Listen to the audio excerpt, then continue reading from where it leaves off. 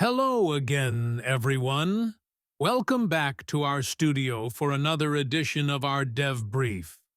We looked at the development process with our lead engineer Roman Kovalenko in the previous installment, and the basics of airplane physical modeling in the Korea IL-2 series project. Now, we will answer your questions on this topic.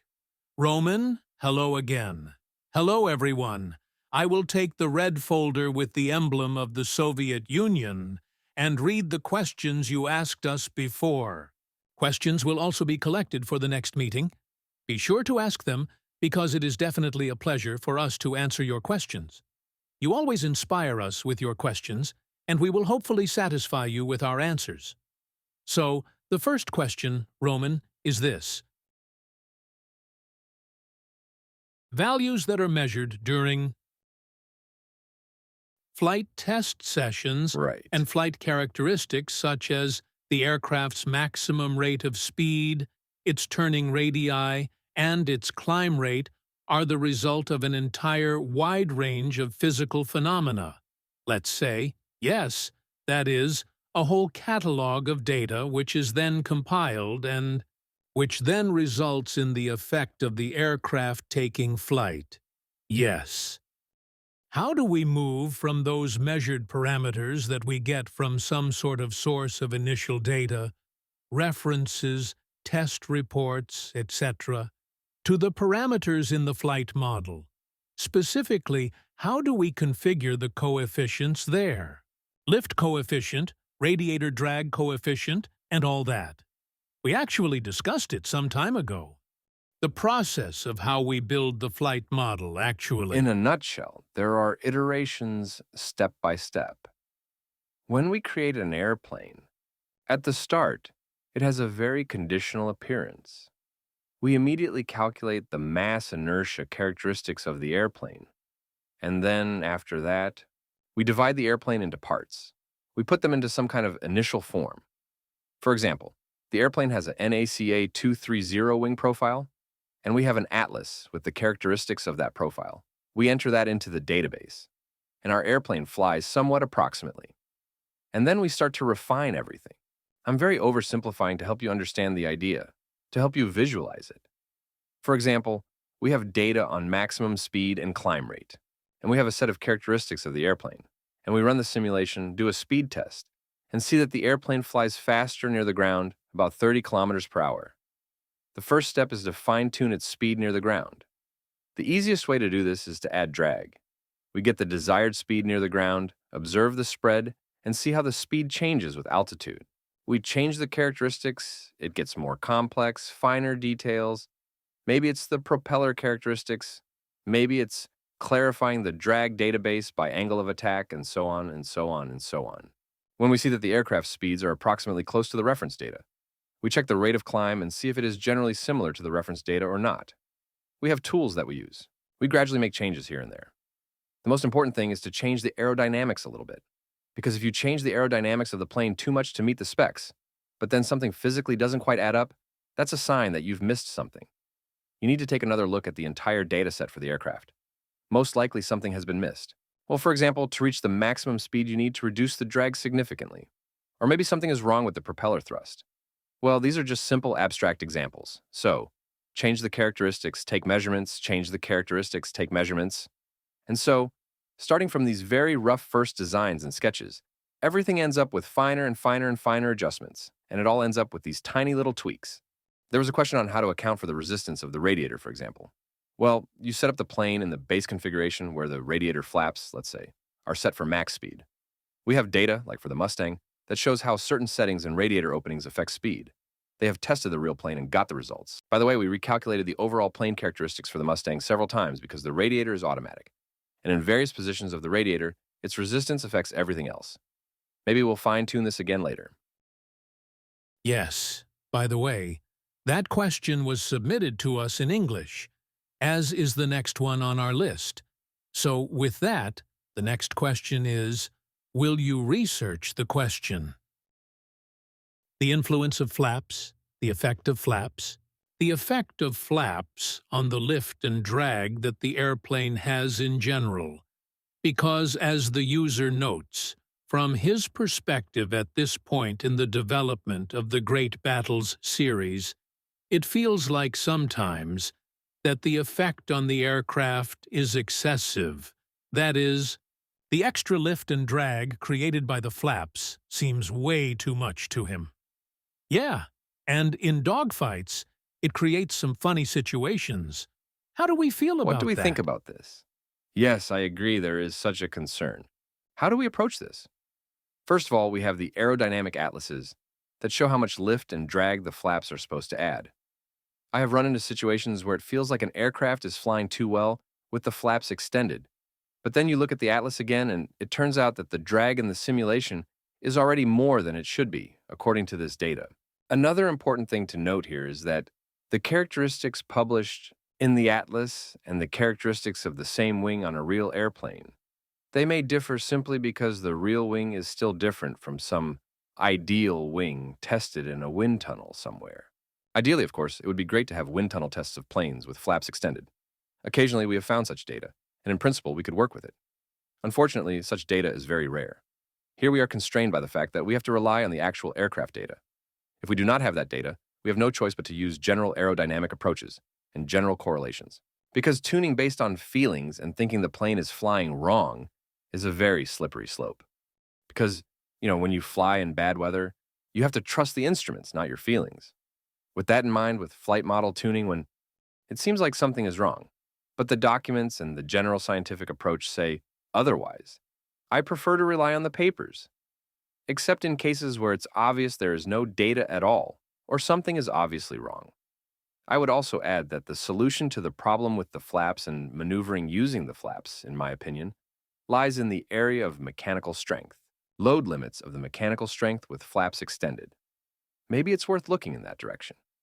Those were my thoughts, and again, in the previous part of our discussion, it was said that all this behavior will likely change because of the consideration of nonlinear aerodynamics with extended flaps. So, on the one hand, the general approach overall stays the same. We believe in the documents we have, but we will have some clarifications. We also have ideas on how to approach it from a damage model perspective while limiting the available overloads. Basically, sometimes the manuals can contain the overload limit data with extended flaps, mostly for modern heavy airplanes, but still. So we'll think about that. All right. Let's go on to the next question. Oh, and by the way, as it was often said, just relying on an opinion, saying, for instance, that the flaps are too effective in some stages of flight, I'm pretty sure. We cannot rely on that sort of point of view. If you could bring some documentation to back up your opinion, that would be pretty darn useful. Otherwise, you say one thing, and someone else says another. You can do a simple experiment to see if there's something wrong with the flaps.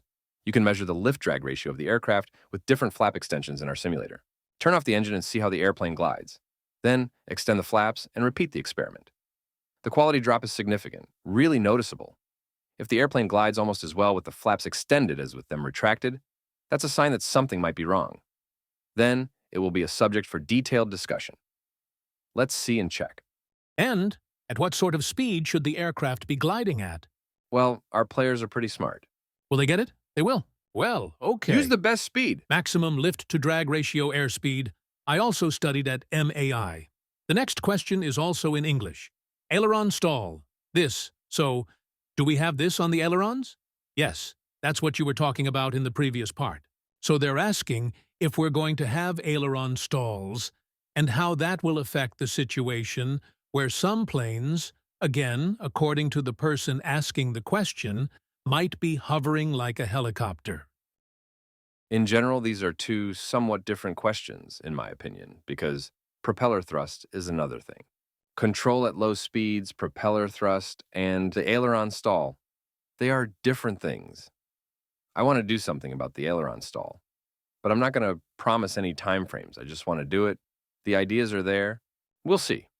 Although at the moment, in principle, flow separation with extended ailerons happens sooner than with a clean wing. In Great Battles, it was like this from the beginning, with an extended surface, the flow separation. It differs from a clean wing depending on the direction of the control surface extension. And what will be the difference? I'll repeat. In some airplanes with a straight wing, the separation occurs at the tip. So it can happen that the local angle of attack here is higher than here. Here the wings are already stalled.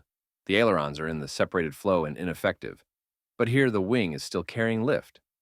Therefore, the airplane is flying somehow. But it starts to fall and the control of the wing is lost. As for hovering like a helicopter, we've already been working on that. Yes, but again, you have to understand that this is more a question about the propeller wake model. Because the slower the speed is, the more effective the propellers will be.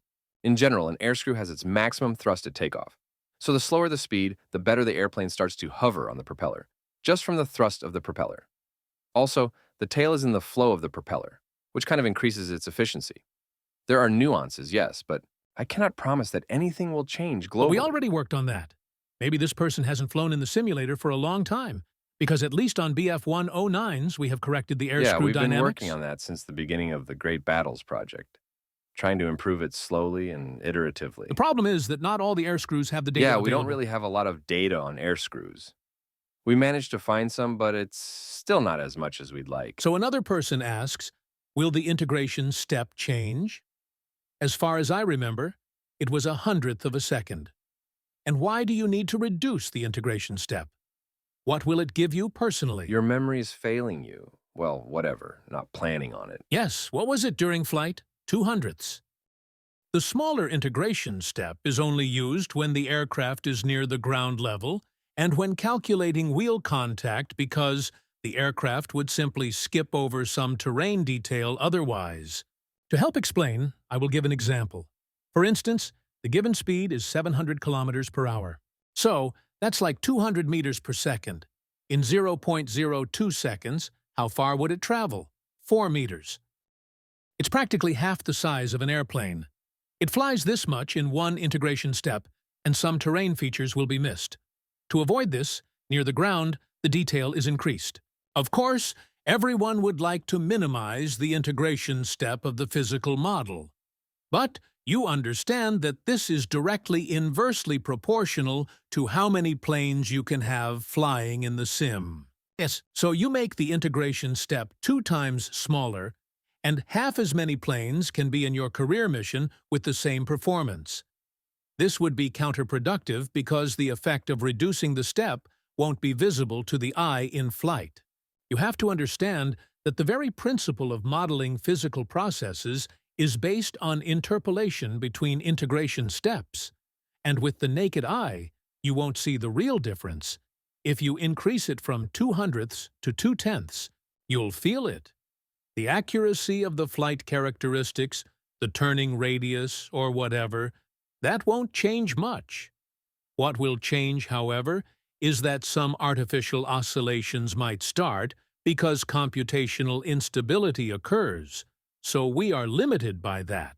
However, I would like to say that, on the contrary, for aircraft controlled by the AI, it's worth considering where it might be applicable for us to optimize by increasing the step.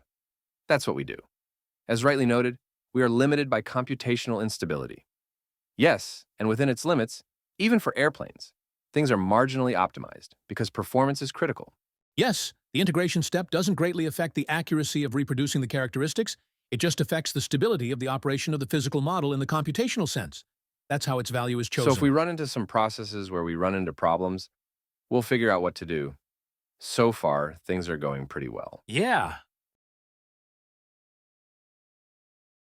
Here's another question. Will the approach to aerodynamics change when the forces and moments are calculated as the sum of the individual parts? And how many parts will the aircraft be divided into in the new model? Don't you think that testing models in a wind tunnel to get true characteristics, especially with various damage states applied to the skin and structural elements, would be a good thing to do? Well, of course, it would be nice to go to TSAGI and say, here, test this in the wind tunnel. So you mean for the me." real scale model? Perhaps the person is actually talking about a virtual 3D model. Well, look, again, we have several questions in one. First of all, how do we divide the plane? I already talked about that in the first part of our discussion. About the number of parts, there's a lot. At the same time, this number is also optimized here and there to reduce the load on the CPU. But overall, the approach does not change. Yes, for us, the plane is a solid body that is subject to many local forces. We add them up, get a resultant force and moment, and it all flies. Why would we change this approach? Does anyone think there's an imperfection in it? Maybe he wants something different, who knows? We could go back to the old IL-2 1946 approach, where the plane is described by a general equation. Oh, I once saw an interesting artifact that described a flight model in IL-2 1946. It's not a complaint, I love the old-timer. But as far as I understood it, the whole physical model fits on 2 notepaper pages. Those were wild times, now it's more complex. No. Well, they use common dependencies for the aircraft as a whole. They're 2 dots in the theoretical, wings and that's all. roughly speaking, yes. They told us about it Well, in the actually, first you and can work second with years of the equations this way Institute. too. I know there are enthusiasts trying to make a sim with this approach. With this approach, well, in the well-remembered and often mentioned lock-on, modern air combat, they had planes with what they called the standard flight model, before Petrovich created the advanced flight model, yes, and they used the same approach there as well. This approach is even used in industry. Let's say in simulators. But in this case, you need to have a good institute behind you, such as one with wind Again, tunnels what will you do if and this plane has experiments damage? that give you a specific set of data. Because these equations don't really get updated to have a plane with half of the wing torn off. Well, you could make holes in it, wind tunnel it again, and you get new coefficients, and have specific formulas for dozens of cases. Yes, that's a funny approach. By the way, I've managed to find some studies that evaluate the effect of holes in the wing on aerodynamics. Well, obviously it gets worse overall, but there were also some funny moments. For example, in very rare cases, a through hole in the wing resulted in an increase in the critical angle of attack. The hole started to act like a leading-edge slat due to the airflow mix. Incredible. Okay, next question I will probably answer myself. Will the prediction model change? When data from the network client in multiplayer is delayed or lost to another client, and the position of an aircraft is drawn, that does not match the real one. Sometimes you see that you're flying by and suddenly, boom, you've crashed.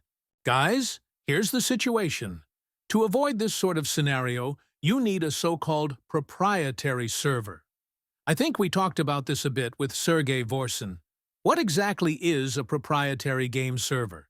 It's when you have all the objects, the game world, including player aircraft, modeled on the server. So there won't be any cases where I see one thing, the other player sees something else, we miss each other, but then we collide. Such cases won't happen.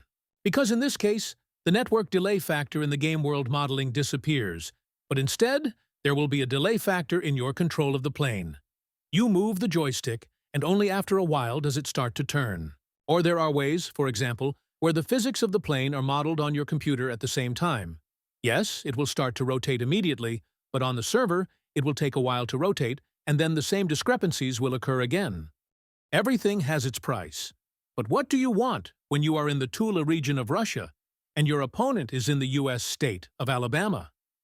The ping between you is 200 milliseconds, and it takes half a second to get to the server and back. How exactly do you want full synchronization? There's a prediction, so roughly speaking, if the plane flies straight. Here, I'll show you. Your plane is flying straight ahead at 500 kilometers per hour. Your opponent's position arrives with, let's say, a half-second delay, wherever you are. Accordingly, there's a way of extrapolating where the image of your plane in the network game is placed where you are, given the speed and known data transmission delay. The same can be done with angular position. If you start to rotate, your image will start to rotate with a delay, but it can also be anticipated and caught up. In any case, it doesn't work perfectly, because you're flying steady, and then you pull upward. And it's impossible to predict this, because the information that you're going up won't reach the other side of the globe for half a second. And that moment when it goes up, it will be delayed for half a second. Yes, then it will snap into the desired position. But this first moment, it's physically impossible to compensate for using the implementation of a network game in simulators, and not only in flight simulators, it often happens in car racing for the same reasons. And yes, Because your entire dogfight consists of you starting or finishing a maneuver, yes, that is, I turned here, I pulled there, and at those moments when you change the maneuver, change the direction of the maneuver, at that moment there is a delay of your image, and nothing can be done about it. And yes, because the collision for you is calculated on your computer, and the collision for your opponent is calculated on his computer, let's say the collision happened on your computer. And you think you have collided, but in the end, the collision did not happen, or vice versa. What a bummer. This is, unfortunately, the imperfection of implementation is determined by the imperfection of the means of communication. Here, as they say, nothing can be done. Sorry, the speed of light is finite. Yes, it is. But if we are talking about combat damage, that is, a projectile hitting the plane, here you shoot at someone and you hit, here full synchronization is always guaranteed. Why is that? Because here you are shooting at a target, here you are shooting. And you're hitting. This is calculated on your computer. On your opponent's computer, the bullets you shoot at him are just a visual image. The bullets he sees coming from the image of your plane via the internet are just an image. The hits are calculated on your end, and the hit data is sent to the server. Thus, the fact of the hit and its parameters are sent to the server. Even with a delay, the damage will be registered, and this data is guaranteed. In other words, combat damage is guaranteed here. That's it. I'm sorry that the explanation took so long. It's quite clear that network issues can be very, very subtle to players. By the way, note how people react to People this. think this is a physics question, but it's not. But since it's somehow connected in your mind, we answer it. No problem. So let's move on to the next question. So look, does the approach to control change when the movement of the rudder is not equal to the movement of the stick? We covered this in great detail in the previous part. Let's not do it again. In short, it will change. It will change, yes. There will be special options for owners of desktop joysticks and for owners of long-handle floor-mounted or table-mounted joysticks. And yes, there will be support for emerging devices with feedback. Thank God, it looks like that all of these devices are being developed with the use of Direct Input API. Here's what allows you to use a standard approach to using feedback devices.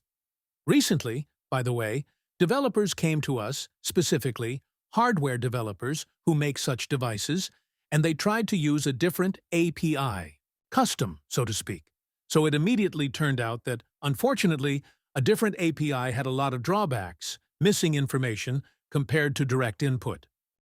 To implement all of the effects that we have implemented in the sim, the joystick's feedback won't work fully another way. Roughly speaking, we have control load increase with speed, and as speed increases, the aerodynamic load on the controls increases, making the stick feel stiffer. These effects change the center position. Well, as they say, centering, changing the center of aerodynamic forces. When you spin an airplane because your control surfaces are affected by the airflow differently, your yoke may shift somewhere. If you let go of it, it will fall into a corner. It's not going to stay centered, it's going to fall into a corner. Depending on the plane and how the airflow hits it, it can vary. These effects, they basically don't work without a direct control system, so our feedback has been taken into consideration by these developers, and we are waiting for the new version, for sure. Will there be changes to the darkening vision and tunnel vision effect during G-overload? What about the fatigue model? Will there be changes? Before Roman answers that question, I'd like to ask, what exactly don't you like about it? Andrei Petrovich, who used to work with us, spent an inordinate amount of time going through tons of military medical documentation, and based on that military medical documentation, implemented the fatigue model that you have now. The short answer is no changes are planned. There is an opinion that some blood loss could be implemented. So you're injured, you're losing blood, and you're gradually feeling worse. But here's the catch. When you get hit by a 12.7 millimeter bullet, Well, yeah. blood loss would be about 1 liter per You second, won't I guess, fly far. which won't get That's you for far. certain. Well, apart from that, there is also survivor's bias.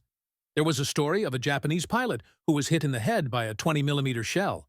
For some reason, his head didn't explode, and he somehow managed to fly back to the airfield, land, and even live for a while. But that's an exception. In life, most of the time, one hit to the torso or head with a 7.62 millimeter bullet is enough to kill a person, or injure, concuss him so badly that he cannot do anything after the fact. but not every shot is going to hit. You can imagine some fragments or a bullet in the arm are survivable. Sometimes such stories appear in memoirs. But let's be honest. I doubt you'd last long if something went through your armored seat and hit you anywhere other than your arm. The problem is that it becomes hard, so that if you're hit, every hit means you have to return to base right away. Well, sort of. We already have a lot of situations where you could just return to base. Well, from my point of view, I can understand people wanting to account for blood loss. Playing But I this think as it's a an game overcomplication. becomes very difficult. Any injury mandates an immediate landing. How would that work out? Let's say I would rather spend the time needed to implement this on something a bit more interesting. Yes, especially since we would still have to make this an option because the majority will say they don't want to play the game that way. So it can be done, but why? 3% of the users might use it once and then turn it off forever because it's unplayable to them. Will the inertia of the aircraft be changed? Because of this, even our most experienced pilots have trouble holding formation, and flying with bots is a real pain because they keep jerking around in the sky. So, Roman and I regularly log on to the Wings of Liberty multiplayer server and will Sometimes. fly in formation exclusively during our sessions. Well, we enjoy it, it's not like we have problems. No problems at all. I played DCS when it was known as Lock-On, Modern Air Combat. We flew the Sukhoi Su-27, and it was much harder, just because of the higher speeds involved. Any deviation of the controls results in a greater movement of the plane, and the plane is huge. After that, keeping formation on piston engine planes is simple. It follows your hand movements everywhere. And again, this is about a matter of sources. Saying something like, it's hard for me to stay in formation, so this means the inertia of the plane is modeled incorrectly. This is a very subjective opinion, and it's really hard to make any changes that affect the characteristics of the aircraft. Just try to imagine it. The inertia of an aircraft is not just a single value in the code. It's a set of complex characteristics, and we would like to have some strict evaluation criteria that would allow us to judge how correct or incorrect it is. For example, I think I once came across a diagram, maybe for the La-5, which I don't remember exactly, that showed the acceleration time of the aircraft. That's a good way to judge the inertia of an airplane. Increase the throttle, and within a certain amount of time, your speed will go from one value to another. If there's something wrong with that parameter, it's a reason to think about what I can change. There's a lot to change, but how do I correct it? And what kind of inertia is enough to keep the formation comfortable? Well, that depends And at by least the on the way, skill level of how the can person we and the change equipment. the inertia and I don't reduce quite the mass? understand because is this fluctuation in the longitudinal channel or is it a too frequent change of the throttle? Well, it's generally very... Here you see, what really matters is what you are trying to do. For example, if you try to control your longitudinal position, sorry, I just remembered the past. I am having flashbacks from the past, once again with Andrei Petrovich. We were performing virtual flights in the simulator. We had a center in Moscow that trained virtual pilots, and we did a lot of stuff there. So you adjust thrust to keep your position in formation. The question is, what exactly are you adjusting? Actually, the best thing to work on first is the throttle, because it changes quickly. If you try to control the RPM on most of the planes, it reacts too slowly for this, so you have to adjust the throttle. Sometimes it helps to put the propeller RPM control in manual mode so that your constant work with the throttle doesn't cause it to follow it with the delay continuously. It just gets in the way. Think about how you fly, how you try to stay in formation. Sorry, but we have a realistic simulator, and hence realistic problems. So, consequently, you have to have realistic It's flying about flying techniques. For example, holding formation requires double movements. Throttle up, down, down. The plane lags because of inertia. You have to control it accordingly. It's your job as a Also, pilot. our AI doesn't mess with gas. No, the wingman AI who tries to keep in formation with the leader, that's the one who adjusts it constantly, but he holds his position. But you shouldn't hold any position behind him. It's a question of the piloting technique. I'm sorry. I'm going to start mentoring now. I was even an instructor. And here you are. There's the leader. There's the wingman. The wingman is trying his best, but you shouldn't mimic what he does, because it will multiply, because he's jerking back and forth, and you'll jerk even more following him. It won't lead to anything good. Look at the leader, not the other wingman. The one thing that concerns you about this wingman is you don't want him to hit you. So in such a case, you have to pull away. But if he's more or less, even if he's jerky, holding position, look at the leader and follow him. That's it. Sorry, I got carried away there. Yes, I did. So, what's next?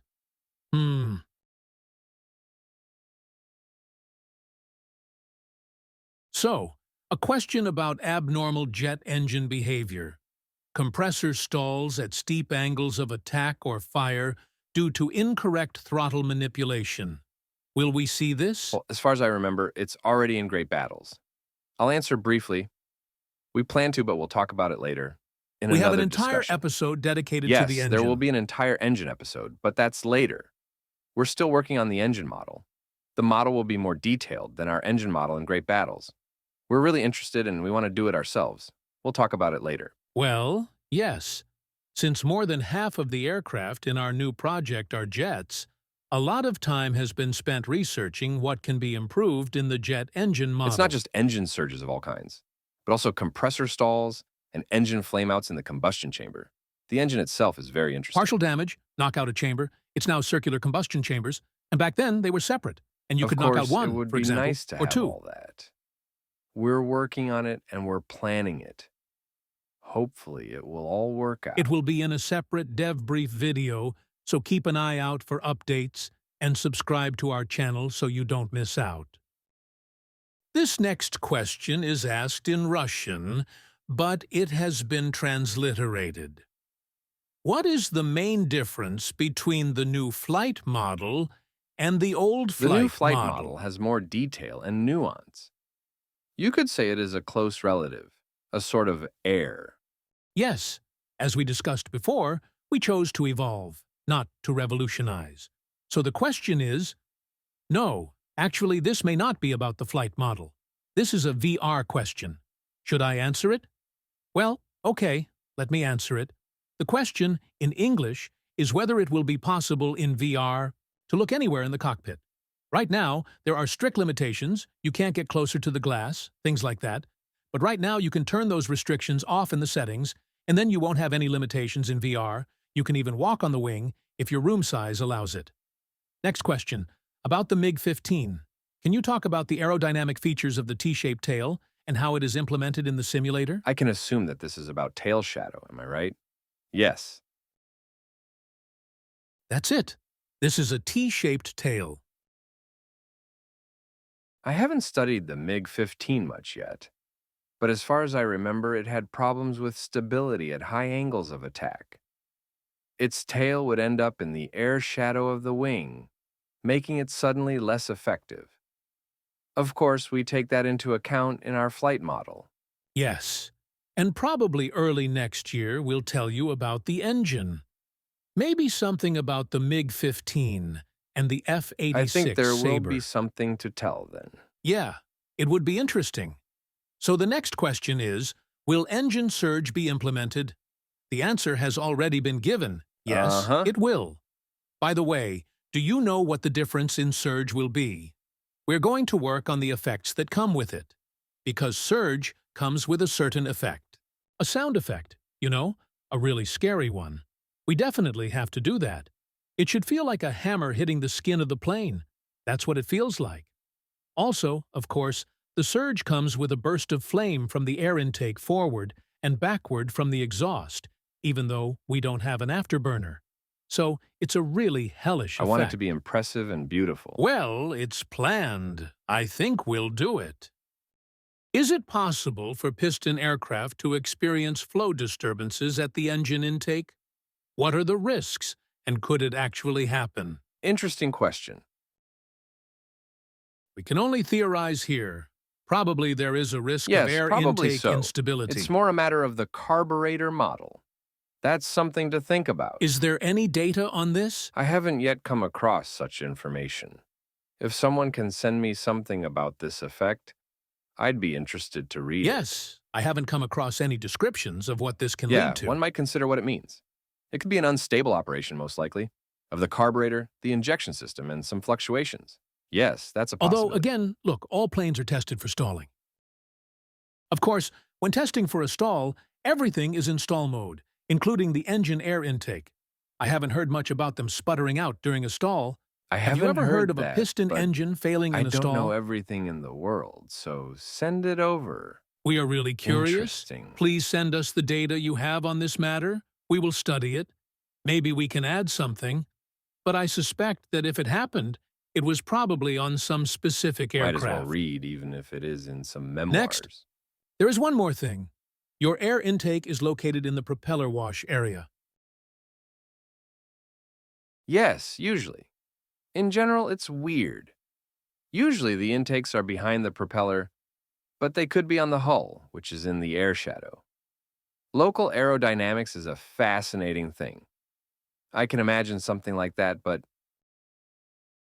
Again, the question about the feedback. Correct feedback. Too bad there was no force feedback for long joysticks. We'll make it correct, don't you worry. So here, the feedback is already correct. The thing is, for a long handle, it has to be in sync with the direct link between the movement of your device's handle and the position of the control handle in the aircraft cockpit. Then this feedback becomes correct for you. That's the only difference. Earlier we said yes, we will do this. We have already done it. We even have this option in our startup file, and we'll add it to the graphical interface soon. We've done it. Now we just need to get this device from our partners and try it out. Dear partners, we're waiting. All right, now let's get to the fun part of this. Petrovich is with us. He is asking a question. He says, "Hi, team." Hey there, Petrovich. Listen, he knows what we're doing. Who does what? Roman is the head of aerodynamics, and Sergey is the head of programming. But what does he do now? We don't know. probably something interesting and mysterious. Mysterious in Microsoft Flight Simulator. And he has a job title like, what is it then? I think he's a Game World programmer. What does that even mean? I hope he's still working on aerodynamics and not the movement of cars on the roads. Because that's a game world, too. Andre, if they have you trapped in there, blink twice. We'll do something. Andre's question is this. What do you see as the problem areas in the physical model, and in which direction do you see the development of the flight model in the long term? Well, actually, I think part of the answer to that question is our entire previous conversation that we just had. With all that said, in the long run, I would like to clarify all kinds of local effects and area effects. The model itself works great. It has worked since Rise of Flight, and even before that, since the advanced flight model days in Lock-On, modern air combat. And the basic principle of the model is excellent. It's convenient to set up, structurally speaking. It makes sense, as the history of simulators shows. I want to focus on specific details. For example, the existing model describes the aircraft as a whole. With the current approach, for example, the wing knows nothing about the fuselage. We had a question about shadowing the tail. This effect can be implemented already. In principle, shadowing the tail is implemented, but now you have to use very fine manual tuning. So, in such matters, it is desirable to move from fine manual tuning to general principles and approaches. We want to go further in this direction, to take into account the geometry of the airplane, to take into account the local aerodynamics of the airplane, to take into account various interaction effects between parts of the airplane, interference, and so on. And, of course, in the near future, the main direction for the physical modeling of aircraft is going to be deck operations. Because, in general, well, it's 99% decided that the next project will be about the Pacific. A little heads up for you. Because the initial tests that we talked about to understand if we can do this or not have been done, the results are positive. And honestly, it's really sad, like, damn, I wanted to cry into my pillow at night. Because when I literally begged our former management, especially our former producer, to work on these studies, instead of focusing on these fuel drop tanks for a year and a half with no good result to show, and I talked about this earlier, yes, to research the question of what we needed to go to the Pacific, well, the answer was, at some time, or one day. Now, actually, when our new competitor has already taken the Pacific. I think I understand why this happened, but we'll leave it to the court of history.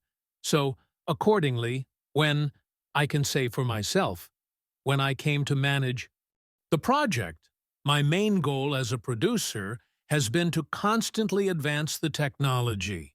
Even in the midst of Korea's development, we have devoted a massive production resource to the study of the Pacific. We looked at it from both a physics and a content standpoint, with building the ships. It turned out to be expensive, but not prohibitive, and it's actually feasible. It all adds up, so the debits and credits in the Pacific make sense. All of that was just myth and tales from the crypt that we'd never have the resources to do carriers because it was so expensive. All is possible. There's a whole world of warships, and they make dozens of these ships. Battleships that are super complex, nothing has ever bankrupted them, and we'll do it. We know the cost in several places, and it's quite realistic there. So our next target is the Pacific. Competitors? Be afraid. Well, and the second question from Andre. Listen, Andre, we miss you, so why don't you come over sometime? Is there in the team's plans to take Roman on a flight in a real MiG-15 UTI? But I'm not the one who is making the MiG, much to my regret because I love jet planes, but what can you do? So it's better not to do this with me, but to put on board an engineer who will make this plane, that is It will be done Alexander by Alex Mironov. Mironov. By the way, he looks a lot like a real-world pilot. And by the way, he also has some flying hours. He's trained, but he doesn't have a permit at the moment. He knows what to do with the plane.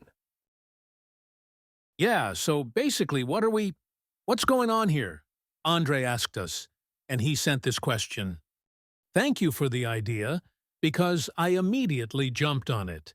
And indeed, in Zhukovsky, you can still fly on a MiG-15 trainer. Of course, it costs a ridiculous amount for one person, but for the project and considering the benefits it can bring, including marketing, it's quite justifiable.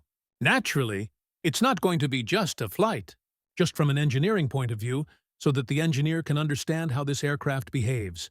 Of course, we're going to turn it into a marketing event. There'll be videos, teasers, and shorts on YouTube. We'll write a dev blog about it. It's definitely going to be a marketing event. So, thanks to you for this idea. We'll do it a bit Engineers later. are already rubbing their hands together, thinking about what they might get out of Yes. such a flight. Now, not everything we'd like to do is going to happen. We won't be allowed to fly it in a spin. First, because it's the only MiG-15 there, and second, because we'd rather I stay think alive. so. And in general, unfortunately, Yuri Alexeyevich Gagarin went into a spin in a MiG-15. A right? simple flight ended in a spin, Yes, yeah. he went into a spin in a MiG-15 and died. So we don't want to repeat that, but we can still try some things. And really, we don't have to tell you that even without a spin, there are still unique handling features to test, like Yeah, the rudder pedal responses, response. impulses, all that sort of stuff. Just recording the instrument panel during takeoff and landing would be incredibly useful for us. Aircraft parameters during takeoff, landing, and horizontal flight. Animation features of the instruments, like what shakes, what sticks, what kind of needles are there, stick deflection, and all that. How the airplane behaves while taxiing. Yeah, so that's a great idea. Thank you. We will do it. Well, sorry, friends, for taking up so much of your time. It turned out to be almost 45 minutes, although we thought we could answer the questions in 20 to 30 minutes. Well, I hope you'll forgive us for our weakness. Roman, thank you very much. Roman will visit us again, and Sasha Mironov will also come to tell us all kinds of things. Follow the releases or dev blog, subscribe to the channel, and like the videos. We hope you enjoyed what we shared with you. Goodbye, everyone.